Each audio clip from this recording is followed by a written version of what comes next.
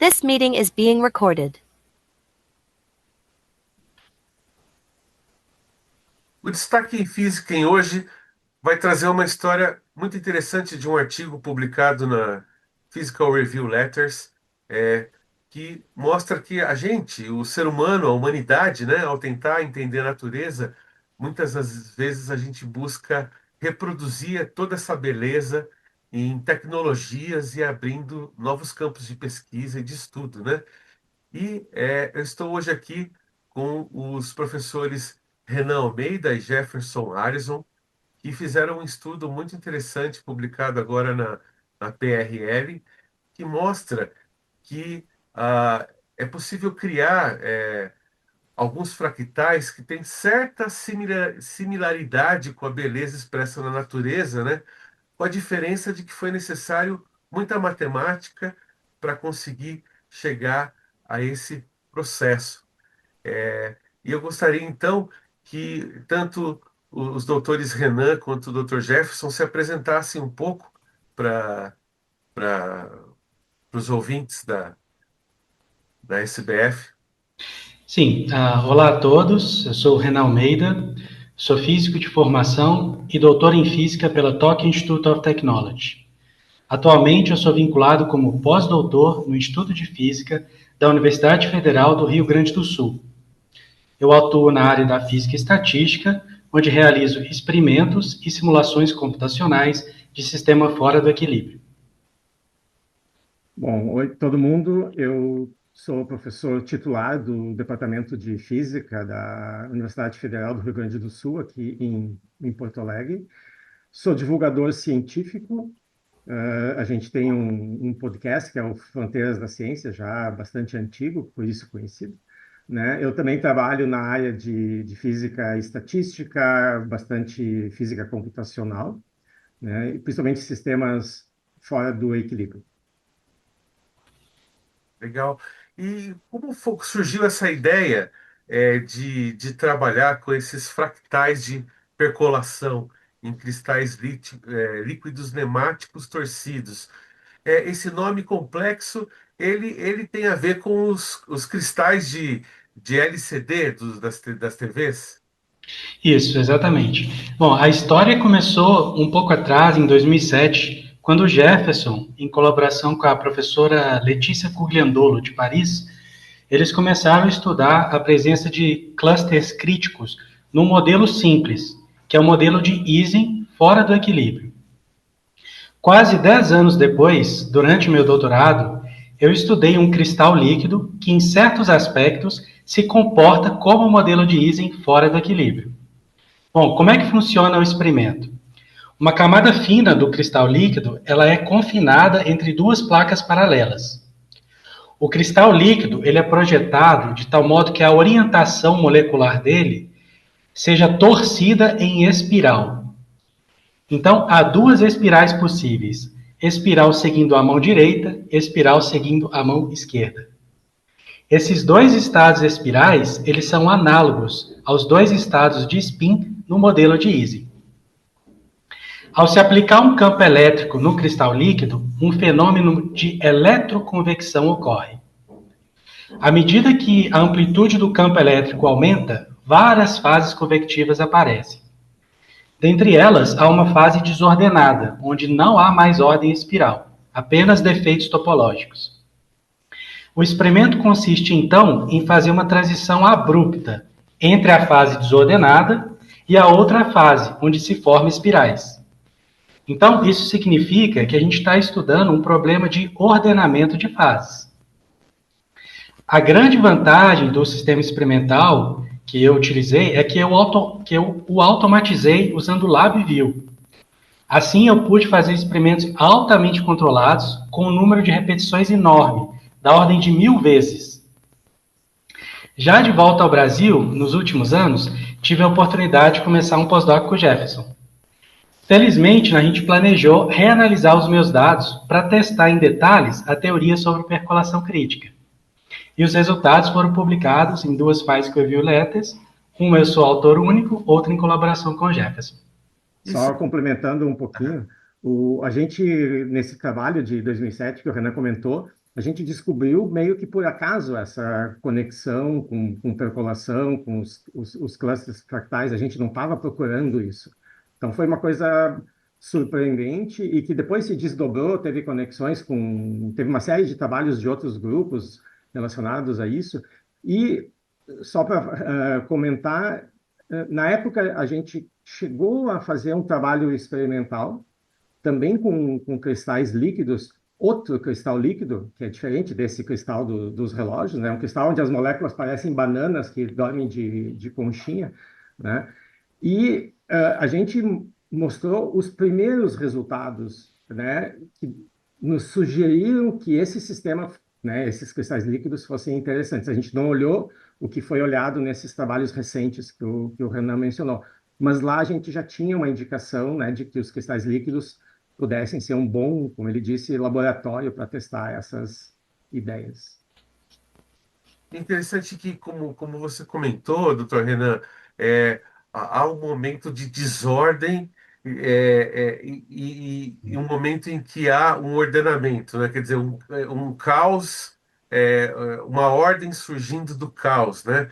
E queria que você explicasse para mim, acho que essa questão de que existe, acho que foi no seu primeiro trabalho, da importância de um ponto crítico, né? É TP, que é tempo crítico, é isso?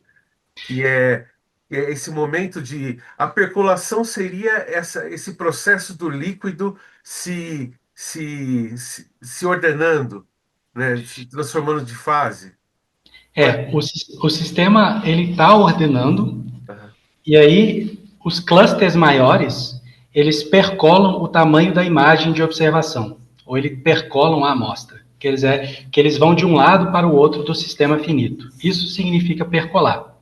E aí esse tempo muito particular, ele é chamado tempo de percolação.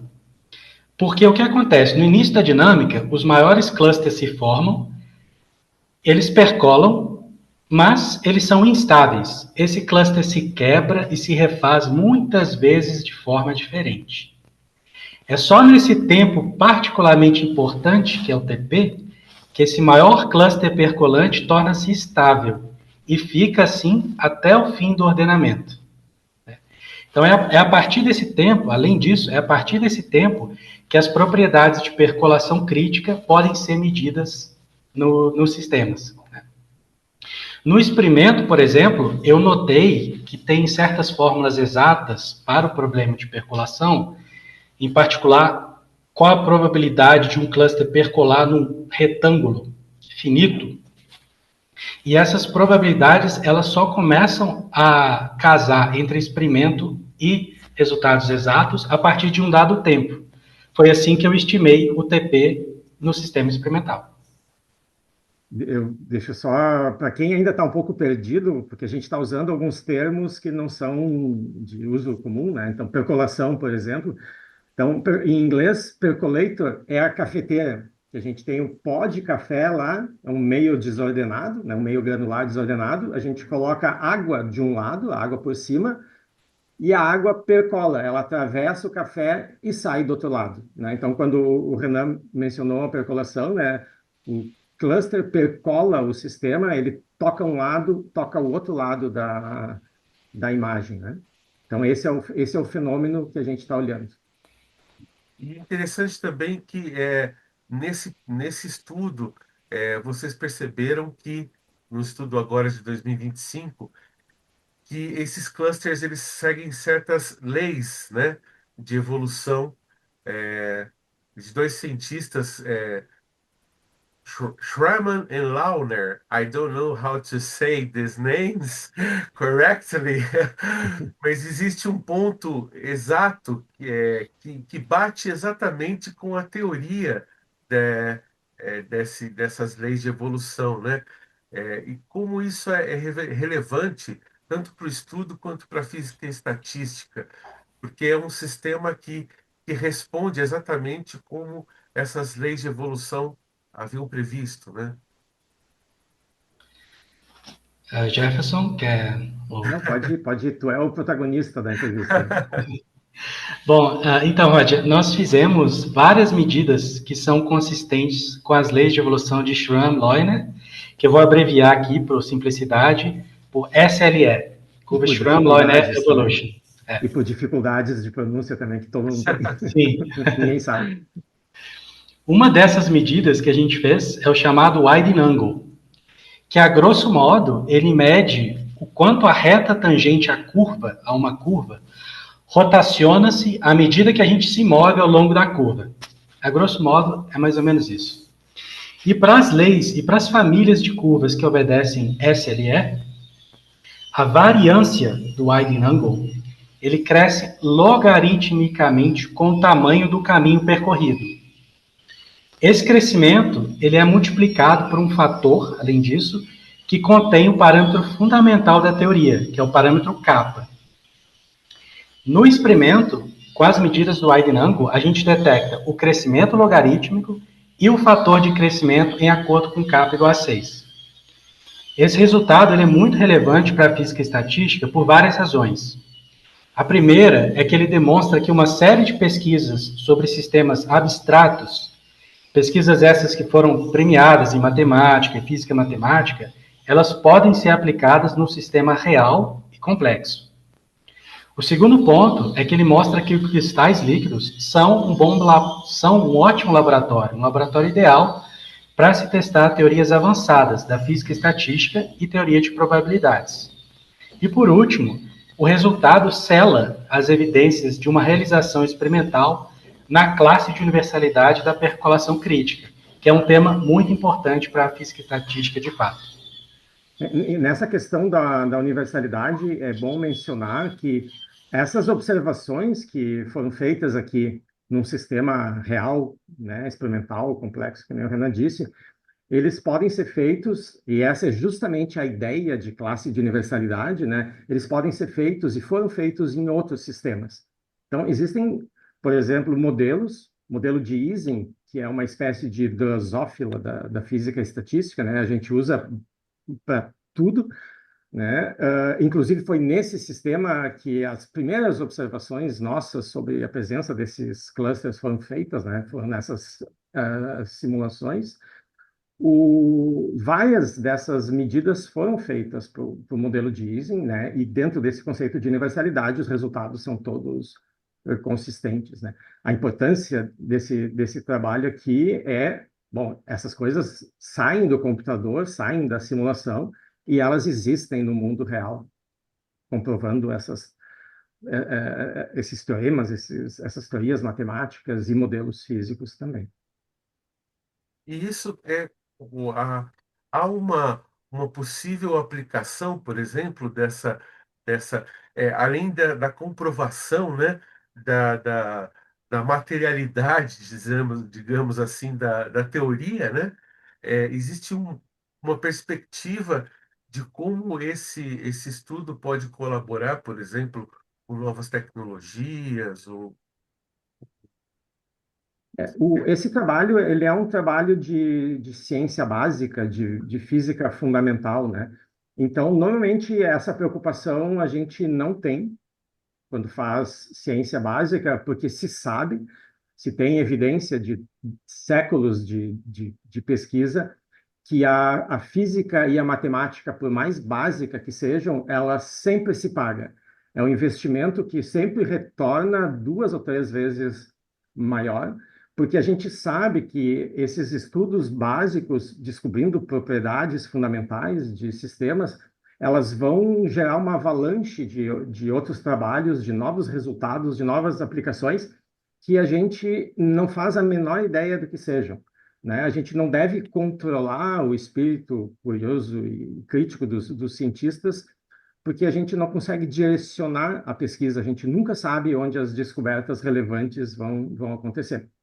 Então, claro, a gente imagina que quanto maior for o entendimento da física fundamental desses cristais líquidos, rapidamente alguém vai imaginar aplicações onde isso vai ser aplicado. Esses resultados que a gente está vendo, eles já tiveram consequências na própria física estatística, né? Com base nas primeiras simulações, a gente demonstrou o princípio de escalonamento dinâmico, que é algo que era observado em diversos sistemas, mas não demonstrado, né, com uma certa exatidão. A gente conseguiu obter isso. A gente conseguiu, a gente, quando eu digo é a comunidade, né, conseguiu aplicar essas ideias em outros trabalhos e deduzir, comprovar outras propriedades desses sistemas, né? Então, é talvez um pouco cedo ainda para pensar em aplicações tecnológicas, né? Mas mais cedo ou mais tarde elas vão vir. Sem dúvida. E é interessante que queria que vocês comentassem um pouco sobre essa relação da, da- do comportamento do material, da formação de fractais e a natureza, por exemplo, né? Existe uma similaridade, né, com os fractais da natureza, porém são diferentes em vários pontos, né? Queria que vocês comentassem só um pouco sobre essa questão, que eu acho muito bonita de abordar. Sim, os fractais que aparecem aqui no experimento, eles são fractais como clusters da percolação crítica, né?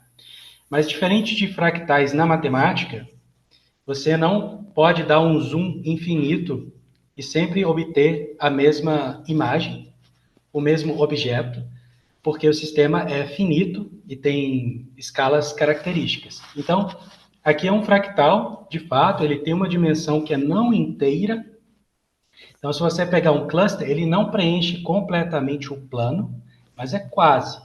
A dimensão dele, ao invés de 2, que seria um plano, uma estrutura regular, é uma dimensão perto de 1,9, que a gente mede. Essa dimensão está próxima, é exata, à dimensão dos clusters de percolação crítica. E é muito interessante que o sistema ele se autotuna, ele autogera essas estruturas. A gente não mexeu no parâmetro de controle durante o experimento, né? Então, isso que é bonito, a autoformação das estruturas fractais nos sistemas experimentais.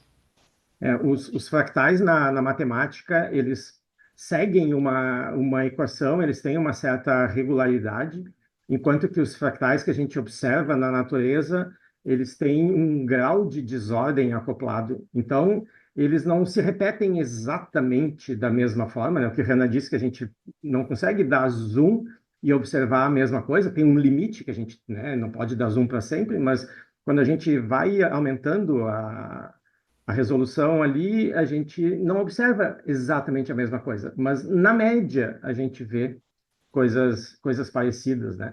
E o que a gente observa, então, é que se eu amplio o meu sistema e eu estou vendo a mesma coisa, é porque o sistema tem buracos, já que ele não preenche, né? Que nem o Renan falou, a superfície completamente, é porque ele tem buracos de todos os tamanhos, até o limite mínimo, né, que a gente consegue chegar. Essa basicamente é a noção básica de fractal, né? É um sistema que tem buracos em todas as escalas possíveis de tamanhos, né? E os fractais que a gente tem, eles são como nuvens, como outros fractais que a gente observa, como as costas, né, litorâneas dos países, são fractais desordenados. E, portanto, né, tem uma certa dificuldade extra para serem analisados. Dr. Jefferson e Dr. Renan, é, a, a pesquisa que vocês publicaram agora estimulam vocês a continuar nesse caminho de alguma outra forma? Como que isso estimula vocês a estudarem esse tipo de material, de estrutura? Sim, tem perspectivas que a gente pode continuar analisando esses dados, esses meus dados experimentais, e tem perspectivas teóricas também interessantes, né, que a gente está, inclusive, fazendo no momento. E uma outra abordagem interessante é o que acontece com essa dinâmica de clusters em outros sistemas de não equilíbrio. A gente consegue medir, parecido com o que nós fizemos aqui, em sistemas mais genéricos, ainda mais genéricos, de não equilíbrio, se a gente acha algum padrão universal por trás disso tudo.